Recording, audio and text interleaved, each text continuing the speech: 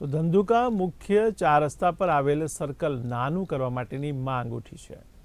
ત્યારે ધંધુકામાં મુખ્ય 4 રસ્તા ઉપર આવેલ સર્કલ ખૂબ મોટું છે અને આજુબાજુમાં વાહનોની અવરજવરને કારણે ટ્રાફિક સમસ્યા સર્જાતા અવારનવાર અકસ્માત થવાની સંભાવના રહે છે। ત્યારે અમદાવાદ જિલ્લાના ધંધુકા શહેર ખાતે આવેલ મુખ્ય 4 રસ્તા પાસે ખૂબ મોટું સર્કલ આવેલું છે, જ્યાંથી વાહનોની અવરજવર 24 કલાક જોવા મળે છે।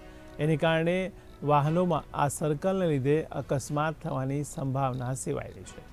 ત્યારે ધંધુકાના રાષ્ટ્રીય દલિત અધિકાર મંચના પ્રમુખ જયેશભાઈ રાસમિયા દ્વારા અવારનવાર મૌખિક તેમજ લેખિત રજૂઆત નગરપાલિકા, માર્ગ અને મકાન વિભાગને પણ કરવામાં આવી છે।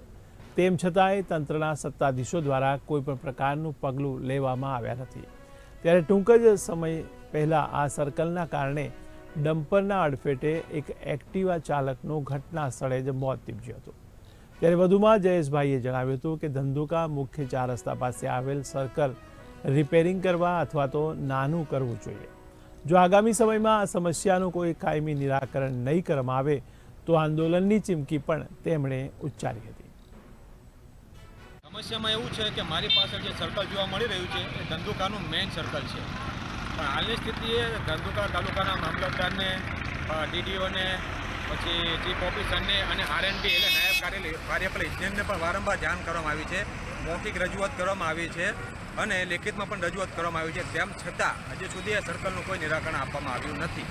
મારી સરકારની એટલી રજૂઆત છે કે તમે જે સરકારના પ્રતિનિધિ તરીકે કામ કરો છો, સરકારના ટેક્સ ઉપર તમે પૈસાથી કામ કરો છો, તો આ સર્કલને સુધારો કરવામાં આવે। કારણ કે હમણાં થોડા સમય પહેલાં એક એક્સિડન્ટ ડમ્પરના અડફેટે થયું, એમાં નવયુવાન વ્યક્તિનું અવસાન પણ થયેલું છે અને વારંવાર આ સમસ્યાનો ભોગ વ્યક્તિ બને છે।